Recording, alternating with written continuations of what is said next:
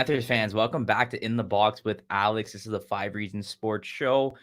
And today we have Shane Marinelli from the Five Reasons Sports Network once again joining us to talk a little about the Florida Panthers.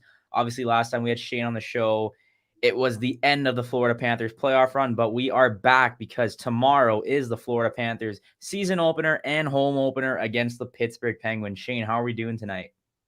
I need this. I need the Panthers. I'm excited as probably any other Panthers fan has probably been in 20 years. For this season. So Shane, you just said you're extremely excited, most excited you've been in a very long time for this team, as are, at least from Twitter, most Panthers fans have been very receptive. Also looking around national media, both in the US and in Canada, it seems like a lot of insiders have the Florida Panthers going pretty far. I know Elliot Friedman from Sportsnet and Anthony Stewart both had them finishing second in the Atlantic, and Elliot Friedman's really been pumping the Florida Panthers tires a little bit. But not just him, lots of other media members. And this is kind of like the first time I've seen the Florida Panthers get praise from anywhere outside of South Florida.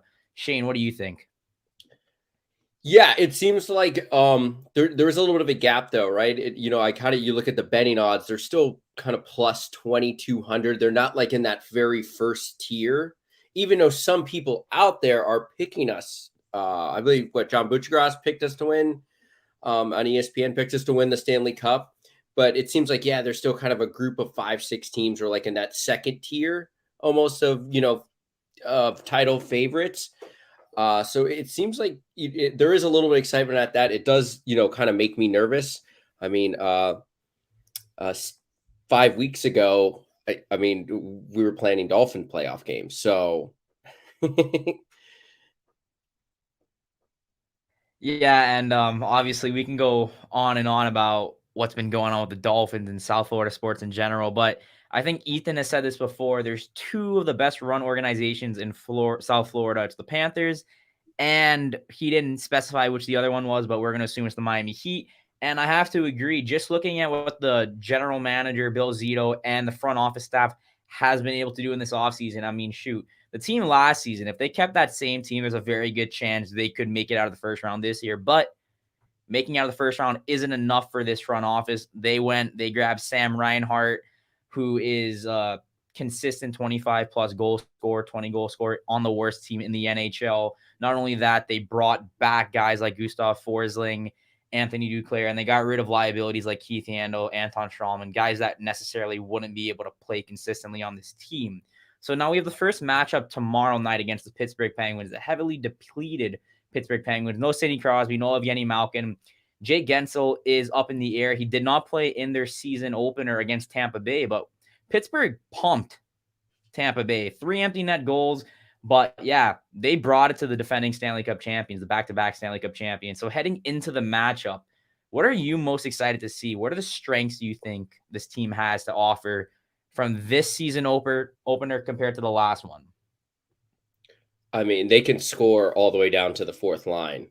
I mean, they are deep. It's not just, especially not so much last year, but a couple years ago when Barkov and Huberdeau were on the same line, and it was like, well, if that line didn't score, the Panthers weren't scoring. And now, you're going to see a mix, especially with some of the veterans like Horny and stuff, kind of rotating in that third, fourth line. I mean, you got to think, Marchand was playing alongside Barkov in the playoffs last year on the first line. And now he's a guy who might just be mixed in on those third and fourth lines. We might not even see him some nights. So, I mean, that type of depth is really exciting. Looking around the NHL, specifically in the Atlantic Division, where you have Tampa, who is still deep. They're not as deep as they were last season. Their entire third line's gone, and they didn't really come out of the gates too hot, but it's one game. It's not the NFL. The NHL's 82 games. But looking at other teams, obviously Montreal's had a lot of injuries and a lot of departures and not too many guys brought back in. Toronto, who is always praised by the media, doesn't necessarily have the deepest bottom six. Then you look at Florida. Third line is going to be Anton Lundell. possibly Frank Vetrano, possibly Anthony Duclair, Mason Marchment. Like, as you said, these are guys that played on the first line last season for the Florida Panthers.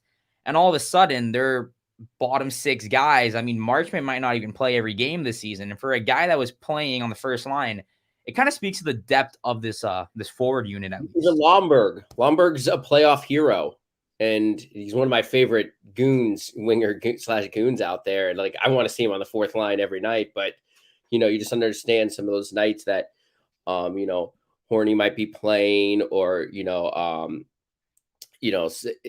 some of the or Joe Thornton. They kind of bring up it, or he's just going to get pushed out. And I think I'm more curious with how they're going to balance those kind of bottom two lines. I mean, there's a lot of guys that kind of fit into that could, you know what I mean? And I think you need to create like a solid third line, because I mean, the third line is what won Tampa the Stanley Cup last year, right? Like, they could just keep bringing it.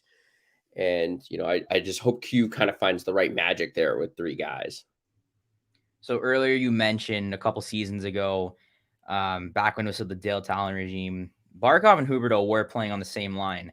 Last season and this season, they're going to be able to be separated. And when you have two consistent 90-plus point scorers, two guys that are top 15 in the NHL for points, two top 25 NHL players, I would say two top 20 NHL players, playing on the two different lines in the top six, it's not something that a lot of teams have the luxury of. You look at Edmonton, they still sometimes have to put McDavid and Draisaitl on the same line just because their depth isn't necessarily there.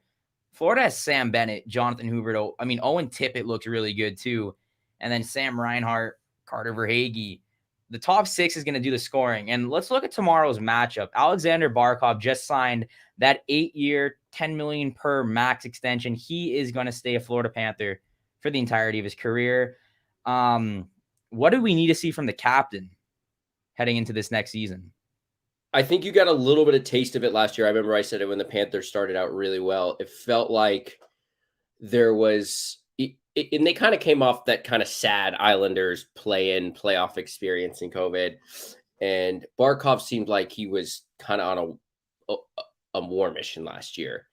Now, I think even after like kind of the taste from Tampa, and he looks up and, up and down this roster, you got to think best player in the league. He's going to come out and be one of the top three best players in the league. I think him and Huberdeau are going to be on an absolute kind of war path this season. Just put up big numbers, and especially, make the guys around them so much bigger. I mean, so much better. I mean, it's no mystery why Sam Bennett, his numbers were so different in Calgary, then comes here, and you put him next to Huberdeau on that second line, or they had the 9-1-1 line going for a little bit when they had Duclair playing there, and it just clicked.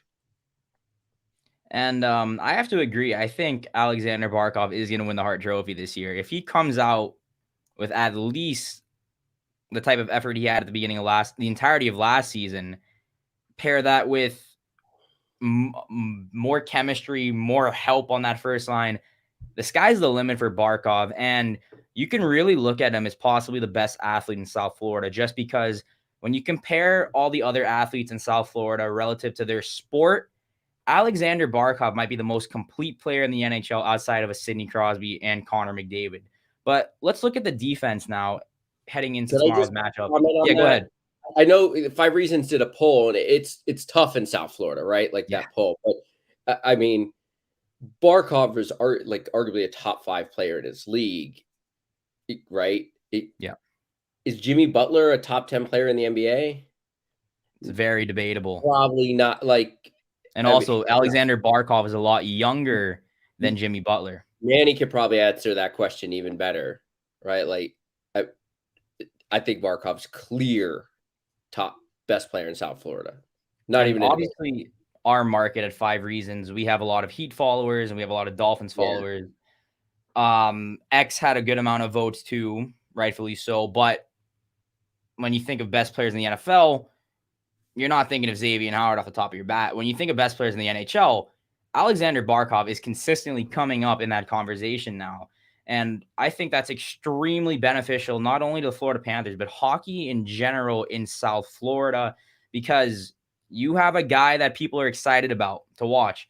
I remember 10 years ago, our best player was Stephen Weiss. And no disrespect to Stephen Weiss, because he put in a shift in Florida. Alexander Barkov is already the best Panther of all time. So looking at the defense now, Aaron Ekblad was on pace for a Norris Trophy last year. He was easily one of the 3 best defensemen in the NHL up until that injury that kept him out for the remainder of the season. What do you think the defense is going to look? Because for me, after the top 4, it gets kind of shaky. It gets kind of shaky for me. I think that's my weak point for this team, because obviously we can go into the ifs and buts with the goaltending situation, but still, if they're on their game, they're on their game. The defensive depth is kind of what's getting me a little wary from, are they going to win the Stanley Cup? I've been saying to one of my friends, this big hockey fan, I'm like, it feels like one of the kind of the young guys has to step up. Like they don't have to be great, but throughout the season, we have to look back and say, you know what, Kierstead became a dependable third line defenseman. You can put him out there. He could skate some minutes. He's not going to, he doesn't have to score. Just go out there and be dependable. I think one of those young guys, Nudie was terrible in the playoffs last year. Almost as bad as, Yandel gets a lot of the slack, but, granted, the whole defense was bad in a couple of those games versus Tampa, but still, I think one of those guys needs to just be dependable because, let's just be real, Gudis is an older player. And if, any of those guys go down, all of a sudden, what's already kind of teetering being a short defensive bench is going to get really short, just like we saw last year without Ekblad. Yeah, just looking at that, a couple of these comments from Andrew. Thanks for coming again, Andrew. He said it doesn't need to be deep because of the top. I don't necessarily disagree with that, but I will say if you look at past Stanley Cup champion teams, the defense, they would have at least one guy who could win the Norris Trophy. Victor Hedman, consistently for Tampa. Alex Pietrangelo for St. Louis. John Carlson for the Washington Capitals, and so on. We can get into the Pittsburgh and back. Florida has that with Aaron Ekblad, and Mackenzie Weegar is getting Norris Trophy votes too. Do you really think Weegar is that?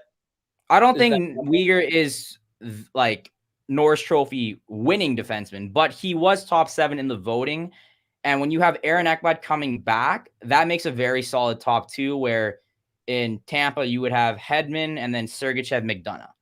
We have Ekblad, who could be one of the best defensemen in the NHL. Weegar, who has stepped into his own, and then Gustav Forsling, who kind of fills that third role. So the top isn't extremely deep yet, just because they haven't proven that much together, but it's looking like it's heading that way. I do agree they do have one of the best offense of depth in the league, specifically the top 6. I can't deny that at all, specifically watching other teams. Vegas has a really good top 6. Florida has a really good top 6. Colorado has a good top 6. These are 3 teams that are going to be fighting for the Stanley Cup. Let's quickly talk about Olli Juolevi. It was brought up in the chat. So that's another former top 5 pick the Florida Panthers traded for. That makes, I believe, 6. It should be 6 on the team now. Barkov, Huberdeau, Ekblad, Reinhart, Bennett, and now Olli Juolevi. Quickly on Juolevi, didn't really pan out too well in Vancouver. I think he only played 20-something NHL games in the AHL for a bit, spent some time in Finland. This is kind of a project for me. I think he's going to be the 6-7 defenseman with injuries. He is on the opening night roster where Matt Kierstead isn't. I believe he's in Charlotte. Don't think Juolevi's going to come in and become the stud that he was drafted, or he was supposed to be when he was drafted. But if anyone can fix him, it's probably this team. You want to get into goaltending quickly? Sergei Bobrovsky is the starter tomorrow night. Before we move to goaltending, and Alex, you might have discussed this a little bit on the show. When you talk about the top 6, just because you're bringing this up, Do you really feel we talk about the Hubertos, the Barkovs, and even the Verhaeghes, so I feel like we kind of is there a part of you that kind of feels like the highest potential, that top six where it goes from good to elite, depends on Tippett truly taking the next step? Yep. So Owen Tippett is going to need to continue where he ended the season off last year and where he continued in the preseason. When we watched him at the beginning of last year, when he was starting his rookie year, he was riding bench. He was sitting in the press box. He didn't know how to play in the NHL. All of a sudden, after not playing a lot, it clicked for him. I can't do what I did in junior when I was scoring 100 points. I can't do what I was doing in the AHL when guys weren't as good as me. I'm playing in the best league in the world. And even though I'm a first round talent, I can't use what I use in my past. I disagree. Owen Tippett was pretty decent in the playoffs, especially for a first time. They only played 6 games, but he needs. Yeah, go ahead. I was gonna say there was times where it just felt like you're right. He had that big, especially that big goal in game one. Yeah, It felt like he just had that finishing touch almost. yeah, He was a guy who was supposed to be kind of like a little bit of sharpshooter from the mhm, point too, and he was almost missing that just kind of final yeah, finishing flair that it's like if that comes this year, now all of a sudden you're going for going, oh, I can't, Tippett missed that wide open net. All I had to do is poke it in and it slid by. It felt like that happened a lot with Tippett last year. mhm. Or he would get that kind of that shot in the point and it he overshoots the net by 2 feet, right? Like he was almost rushing it. He needs that finishing touch. That's what I kind of Yeah. feel he needs this year. So I would say it's hard for Owen Tippett to go from where he started last season to just jumping into an elite category. That's not going to happen. But as you said, it's not about him getting elite. It's about him complementing that line. And when you have Jonathan Huberdeau, who is elite, and you have Sam Bennett, who can bring out tendencies of being an amazing grinding center that can hit and score, you don't need to do all that. And I think that's why his game started to develop more. It's like, I'm not here to dangle through everyone.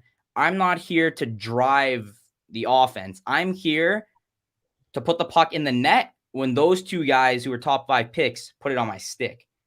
And I think it's going to work out for Tippett. Line predictions, it's going to be Reinhart, Verhage, Barkov, and then Huberto with Bennett and Tippett at least to start the season. Now, knowing Q, that's very interchangeable.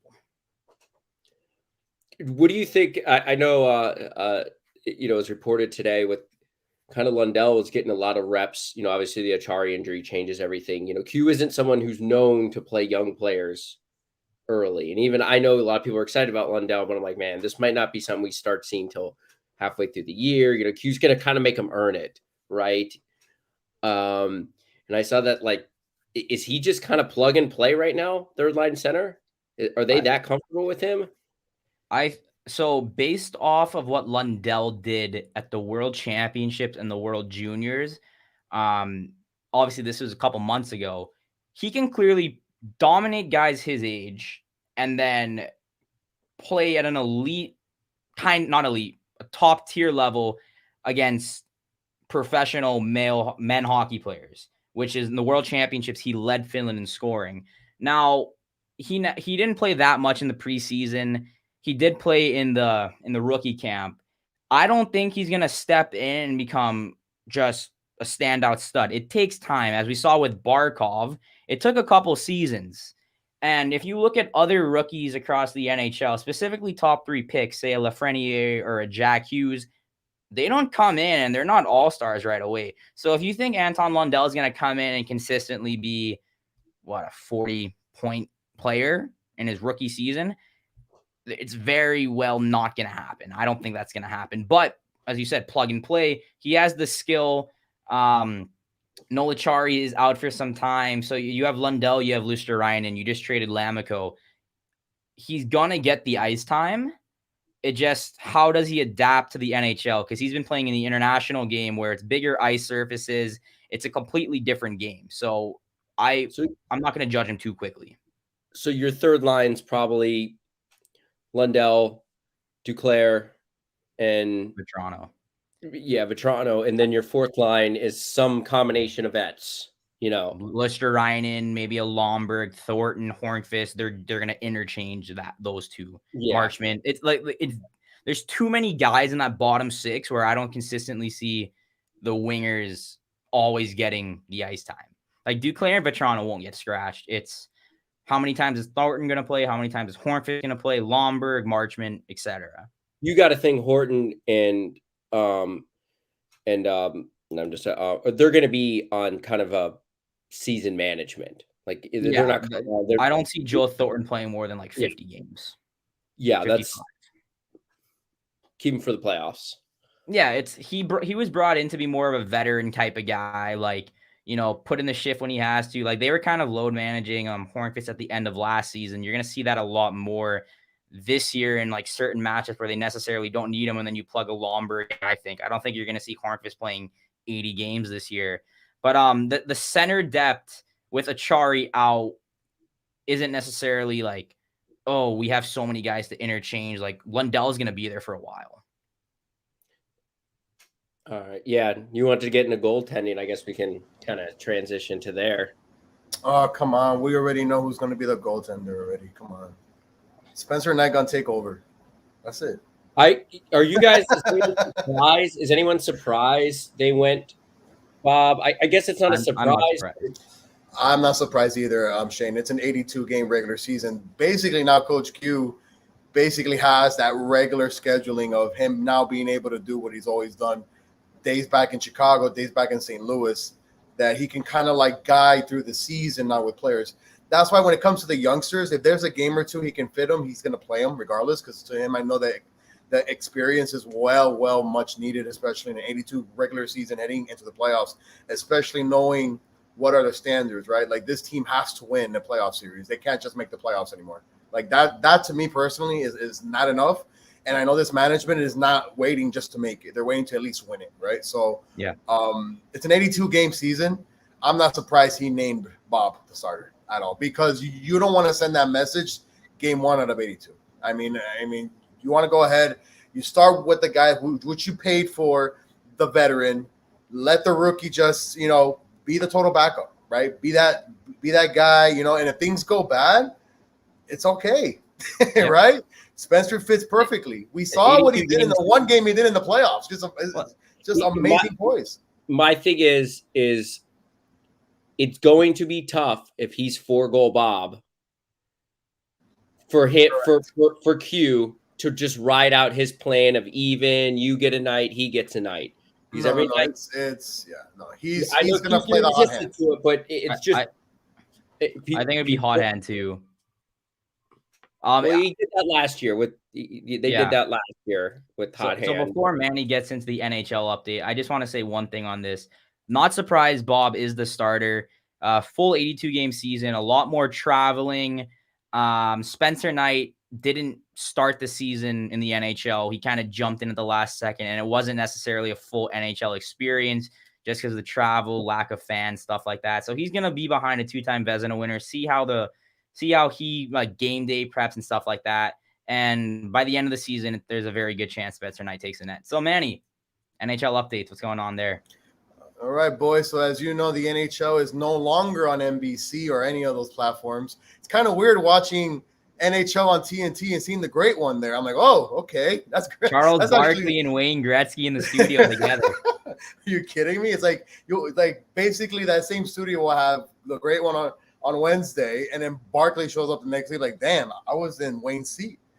That's pretty cool. All right, boys. So let's get right into it, man. Listen, last night was banner night for the Tampa Bay Lightning.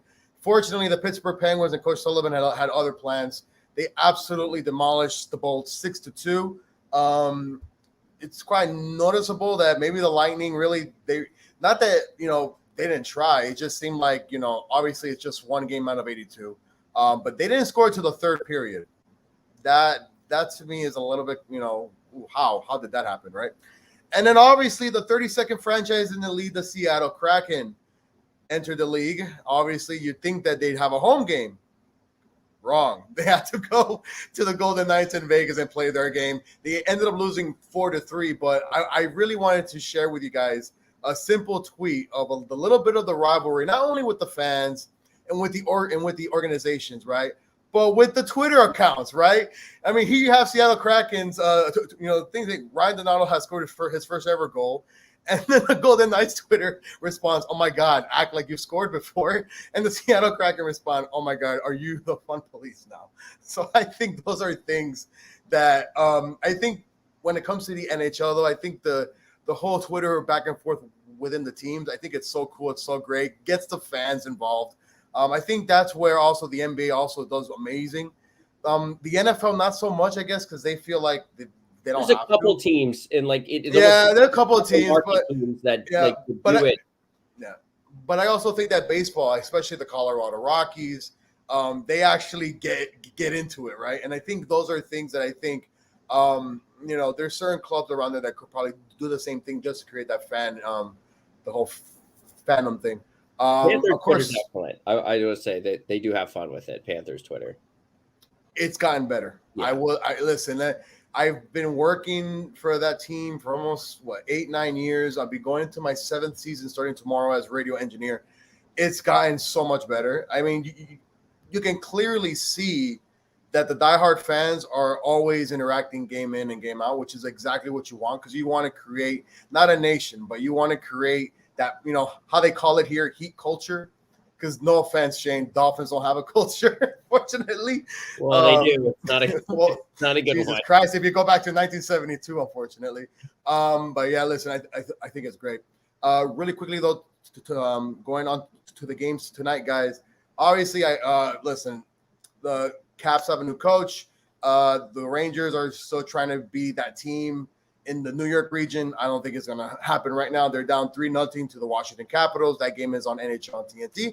And of course, the best Canadian hockey rivalry, I think personally, besides the Oilers and the Flames, but it hasn't really lived up to it. And I know Alex would agree with me. Hasn't really lived up to the hype in a couple of years. The Canadians and Maple Leafs. Two teams that the Panthers are now. Listen, guys, the Panthers are now in the regular divisions as is everybody else. So these are two teams that obviously the Panthers are looking forward to getting points out of, right?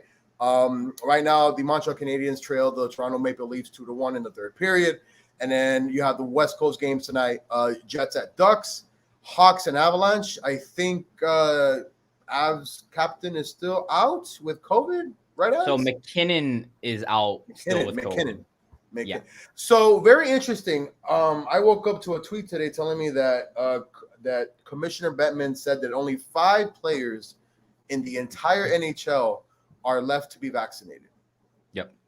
I'm like, well, in all honesty, I think that's a heck of a job because, listen, I'm not anti or pro. Listen, you have a choice, right? Just like Kyrie Irving, right? He has a choice what he wants to do. But I think most players know that, this is what they do. And if you want to do it, there's certain things that, if you end up not doing it, there's certain consequences down the line that, it is what it is, right? Because let's be honest here, the NHL is not about losing money anymore, right? The NBA is not about losing money anymore. Like these leagues already lost money during COVID, even though it came back last season.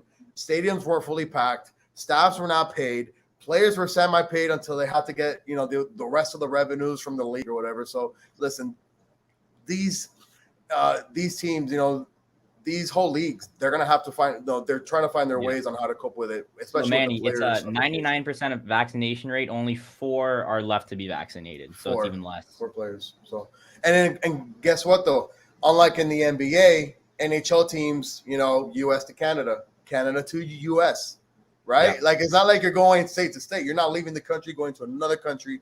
Obviously, each country has their own rules. Those are things you just have to follow by. And I'll tell you right now, the Canadian government, they don't play. If you don't have the vaccine, no, they don't. You're sitting in quarantine. You're sitting for 14 days. So good luck with that. Yeah. So, and then guys, the final game is the Vancouver Canucks versus the Edmonton Oilers. Would this finally be the year that the so-called great one, Mr. Connor McDavid, finally wins the playoff series? Well, he won a playoff series a couple years ago, but he hasn't won one recently. Oilers. But listen, Oilers guys, made you guys asked the question, what is the face of South Florida? I mean, Barkov is easily top 2, top 3. I wanted to say Tua. I can't say that right now, right? Face and best player is a different question. Okay. I mean, good point. Like, I think though Barkov has proven it, especially in getting this 8-year deal, right? The thing with Barkov that really bugs me though, and I think I even said this in the comments, man. If you are not Canadian or U.S. hockey player, I'm sorry. The coverage here in the States, it doesn't blow you up, man. It's all about the Canadian stars, and I understand, right? Because you're going off of your fan bases or in this particular region, man. But if Barkov was Canadian, bro, you kidding me? The guy would get top 3 votes, top 2 votes in the last 3-4 years and actually get recognition on the panel. And that's something that he hasn't gotten. If for those who were in Florida, Spencer's Knight's first start for Game 5, and who were there in that atmosphere, and I told people I've been to 1 million Dolphin games, Heat playoff games. That was probably the top 3 South Florida sporting event I've been to, just like electricity and stuff. And when Spencer Knight got on that post game, right? And this isn't anything against Barkov. Barkov's just kind of a quiet about your business guy. But if Spencer Knight becomes like one of the best goalies in the NHL, he's got like kind of the baby face, good look, the smile. He's the American kid. He'll eventually, in an Olympics or 2, he'll be, hopefully he'll make the American. Like, Spencer Knight has a chance to, even though Barkov could ultimately be one of the best hockey players of all time, Spencer Knight has a chance to like way surpass him in South Florida stardom. Well, if you know what I'll have to agree for a specific reason with that, Shane. I work at the Hockey Hall of Fame, and we have a game system. You can choose 4 goalies. I'd say 80% of the time they choose Carey Price, even if they're not a Habs fan. It's Carey Price. Canadian Canada. Olympic. It's Canada. It's Carey Price. And it's the same thing, Spencer Knight, if he pans out, will be the best American goalie, and he's playing in a market where they eat up players like that. So, oh yeah, I mean he's the young looking kid with the smile. Like, it almost feels like Dwayne Wade-ish, right? Like, I'm not saying Dwayne Wade had that personality too. And as soon as Spencer Knight went on that post game and kind of laughed and smiled, I'm like, oh, if he does well in this market, he's gonna be. Even South Florida media personalities, I think Will Manso tweeted out like the cover of A Star Is Born, from the movie, something like that, yeah. And no one, it's plus goalie's also kind of like this quarterback kind of position. Even if South Florida fans that, like my dad who never watches hockey, you can tell when the goalie's playing well. Sometimes it's hard to tell unless Barkov scoring goals if he's doing well. You can tell when the goalie's playing well. So it'll be really easy for fans to pick up and love him. Well, Shane, I look forward to that one moment where I watch my television set and see Austin Matthews going hugging Spencer Knight because Team USA has finally won the gold. But I don't know that. I don't know if that's going to happen, Miami, but I think this is a hey, I can dream, man. Are you kidding me? We'd be watching a shootout. Would you wear a Spencer Knight USA hockey jersey? Was that? Listen, I have a TJ Oshie USA jersey. After that shootout, man, I had to get it. By the way, guys, you can tell that the rivalry between the Rangers and the Capitals continues to grow. They've had so many fights tonight. I've lost count. Well, it's quite clear that this is why they brought Ryan Reeves in. Ryan Reeves in, correct. The Panthers' second game goes. I mean, do you think, are we going to look at every Florida Panthers Lightning game and just have it be? I mean, they're coming back from the Noel's injury. The first time there's going to be like 80 penalty minutes easily that game. Yeah, like are we going to see this all season? And there's also part of it that concerns me. It's like I don't want Florida to be so concerned with Tampa all season. Like you have your eyes. Carolina to me is that so set in on beating a team that might just be going over the hill on their run that you lose track of all these other teams that are kind of going for it. So yeah, but listen, Coach Q, he's not gonna let that happen, man. He's not gonna. I mean, listen. In all honesty, he's probably had 2 of the most difficult coaching jobs the last 2 seasons. Where you start a season, and basically in March it gets shut off, right? And then you come back to a mini playoff in Canada, And then you come back the following season. Not everything is normal. Less game scheduling. Basically, the Panthers have played every other day, just like every other team. Completely new GM. I'm telling you, this is finally the full season, and I'm crossing my fingers here, obviously, that he can actually sit down, look at the schedule, and say, okay, here are my options. Where are we? What have we done lately? Where are we? Okay, who's hot? Who's cold? Who can get this? Who can get? I'm telling you, it's going to be just like when he was with the Blackhawks, right? Because here's one more thing too. He's not part of Team Canada's coaching staff for the Olympics. John Cooper is. He's the head coach. So when Cooper is in Beijing running Team Canada going for a gold medal, Q's going to be on his porch, relaxing with a margarita in his hand, getting ready for that second part of the season. True. And yeah, Cooper's going to leave some Panthers off, Perfect. If Cooper leaves Ekblad off the Olympic roster, I'm going to be a very angry man. But I think this is the perfect place to wrap up this episode. What do you guys think? I agree, man. Let's get ready for tomorrow night, man. It should be fun. Should be electric. Can't wait to see the fans. Please show up. I know plenty of fans have already told me that they purposely cut off, whatever night plans they have for Thursday. And we're like, listen, the Heat season starts next week. Panther season starts tomorrow. I'm there. So that's quite exciting. All right. Well, thanks, Manny, and thanks, Shane, once again for joining us today on the Florida Panthers Game Day Eve on In the Box with Alex. We'll be doing this pretty much every week at a new time. Look for us around 9 p.m. now. Shane and Manny will both consistently be on this when we can. So once again, thank you so much for watching. Subscribe to the 5 Region Sports YouTube channel and turn Hold on. Are we doing predictions? Season predictions or game predictions? I say season predictions. Oh, well, unbiasedly, my season prediction is the Florida Panthers are going to win the Stanley Cup. Yeah, I'm going to pick us. I'm going to set up my tent somewhere on Las Olas Boulevard right now for the parade. Maybe right at like American Social or something there. So maybe they'll end at the wharf or something like that. I will be at Lulu's Bait Shack just waving at you. Yeah. They're going to end at Elbow Room right on the beach, right? It'd be the perfect. By the way, listen, all this negative talk about Will Greer with the Dolphins, right? What about Zito, man? Zito's done the opposite. Zito in one half season, basically between now and then, flipped over the roster. And he's gotten the most out of every single player he's traded for. That's just unbelievable. Unfortunately, the damn Miami Dolphins can't do the same thing where they trade for people and draft people and get the most out of them when they expect it to, man. In this offseason, it seemed like he went in with the clearest of plans. This is what we're going to do. This is what we're going to do. With re-signing like some of those guys and make sure let's lock in this core.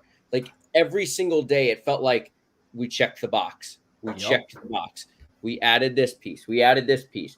Maybe someone could say, we could use one more defenseman, but really they re-signed everyone they wanted to. They got rid of everyone they wanted to. I mean, half of us last season's offseason was how are we going to get rid of Yandel? They just did it, right? I'm more surprised he got rid of Strawman. Oh, Zito's a machine. I mean, he hit probably 99% of his goals this offseason. Yeah. You couldn't ask for a better, setup into this season. Well, we talk about Chris Greer, and the Dolphins and the Panthers have both been pretty bad at drafting. If you look at the last couple of drafts of the Florida Panthers up until, I would say, the Owen Tippett year, most of those guys aren't in the organization anymore. Bill Zito comes in, clean slate, gets what he needs, and now you have a contending team. Dolphins are 1-4. Let's hope they win that London Bowl because if they lose to the Jaguars, it's going to be a very long day on Twitter. I'm kind of hoping for it. I want scorched earth. Well, at that point, you better have a couple. Dan Marino shouldn't even have his advising role. Anyone who's been in the organization in the last 20 years, what good advice has Dan Marino given? Hire Bill Zito to run the Dolphins, and he might do. Honestly, Bill Zito would have walked in that room with Xavier Howard, and I'm pretty sure he would have set him straight. If not, he would have been traded, guaranteed. There's no way Flores Quaves in. Barkov can probably play left tackle. Damn. Might be better You than just Jesse be like- Davis. You could see Barkov just, yes, I'll do it. And just go out there and just. Alex, close us out, man. We're turning into a 3 yards. All per right. play, We don't want the Dolphins to get more upset with us. Thank you so much for watching the Fifth Line 5R pregame show. Panthers open the season against the Pittsburgh Penguins. Make sure you follow us on Twitter at Fifth Line 5R and 5 Reasons Sports. We'll see you guys next week on In the Box with Alex.